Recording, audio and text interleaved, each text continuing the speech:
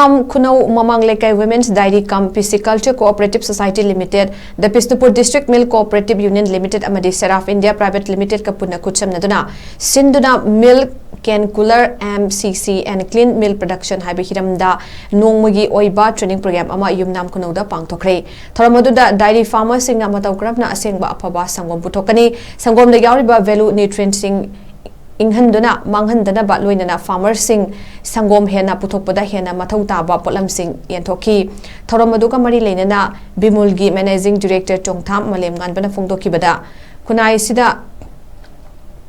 khungang asida nungthil puthokpa sangom sing asi numidang phauba liba yanaba thoram asi pangthokpani training program asina nupi singi senthok lambida hena achoba mateng oirakani haibagi thajabalai naha oriba singna su isagi wa culture leiduna mapalamdagi pusilakiba sangomgi chang asi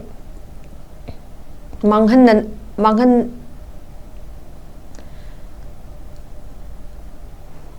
naba hotnaminaduna mapalamdagi chatkigatorba paisa sing adu Kanminasi amadi khungang abada sanchama chama loiduna sangom marang kaina puthoksi haiki Nogise national database da jawbra yengage yawdragadi yawnaba honarasi ko adu yawdragadi noy meaning query kari ministry dagi kaide lakum matamda adu yade ngadega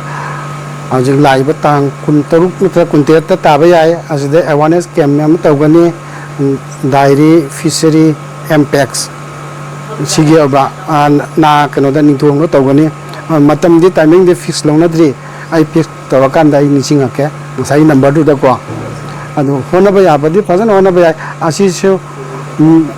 dairy cum pisciculture ne adu no fishery pond di laibra no fishery pond ju laibra asi singsu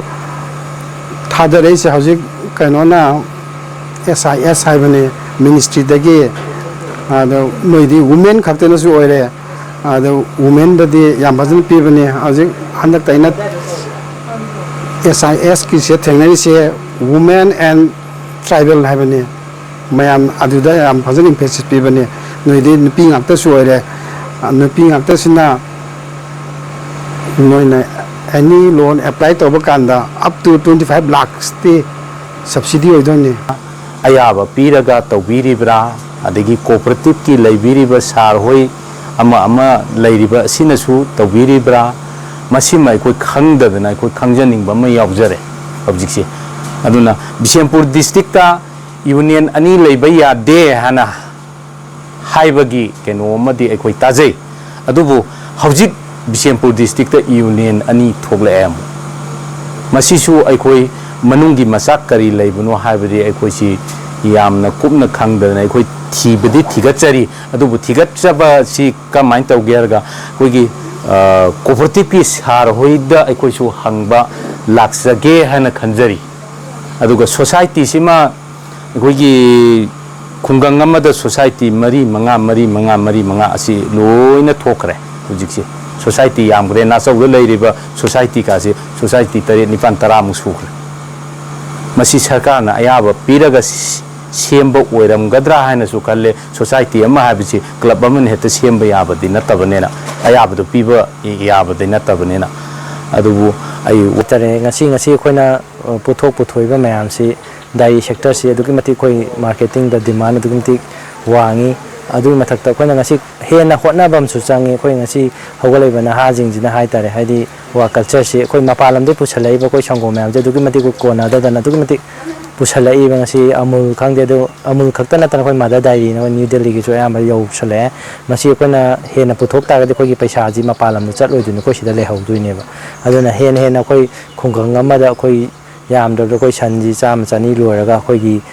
production ji khoi gi khungang am sangom ta lising puthok ta ga de khoi Bishnupur district khakta da khoi gi sangom ni ta la ma si irai lai na khoi gi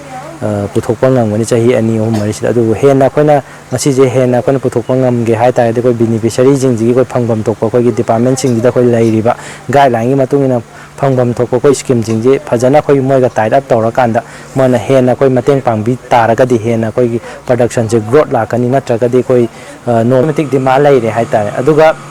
ngasi khoi gi हानगी system हाइतारे सन लोबगी हाने system जेमदि खितंग अहोंबा लाकद्राना खंजै हजि खोगी लौ थाबे मोता सजिक थाबा मयाम लाकपा हौरे हाइतारे खोई सनगी कानाबजे हाइतारे मसी फंगबा खितंग ngamaagani nai खंजै दो तौगदबु